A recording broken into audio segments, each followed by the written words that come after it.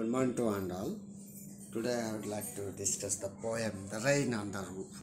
It is written by Kurt Skinner. He was born on November 24, 1826 and died on January 25th. He was a lawyer, politician, journalist and a poet from USA. He was born in Penn Yan, New York. He was partly educated at Antioch College, Yellow Springs, Ohio, and studied law with Thomas Corwin. He became a journalist and worked on papers in Ohio. Here, let us discuss the introduction of the poem. It tells about the poet's varied reaction to the sound of raindrops falling on the roof of his wooden roof, roof of that house. He says that the sound of raindrop helps him fall asleep and gives him several sweet dreams. He has memories of his loving mother who would put them to sleep.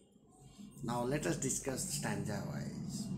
In the beginning, as the dark clouds begin to move in the starry regions of the sky, there is sadness felt by the sky. It is seen in the form of raindrops which are like tears shed by the sky. At that time, the poet is in the bedroom. Okay. To this poet, this natural phenomenon is a great pleasure, and he wants to curl up the pillow in his cottage bed chamber or his bedroom, and he wants to listen to this patter, which is the soft raindrop sound which is falling upon the wooden tiles.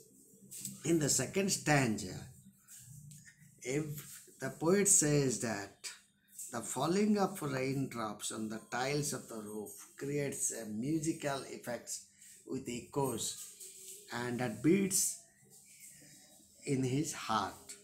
Okay.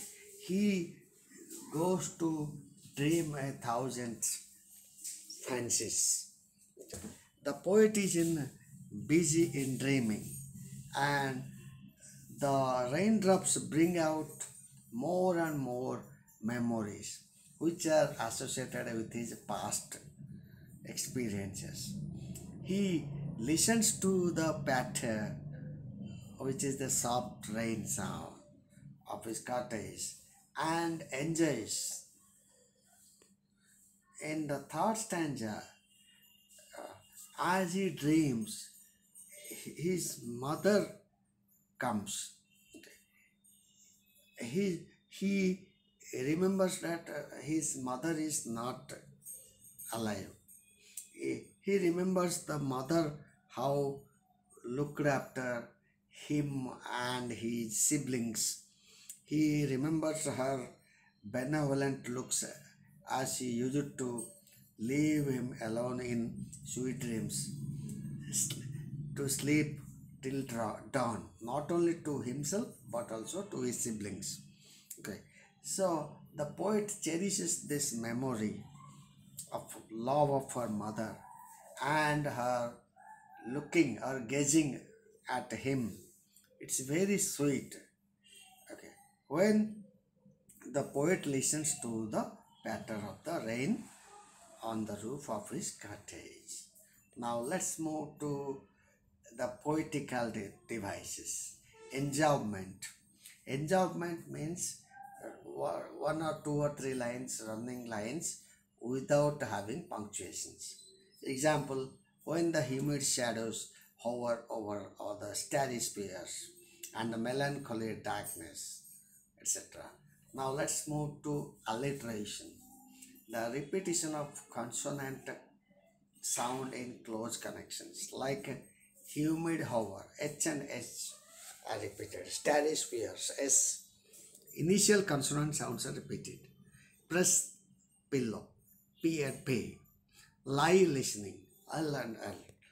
Now let's move to transport epithet. It is the use of an adjective with a noun when it refers to another noun. Here it is melancholy darkness, starry spheres. Now let's move to personification.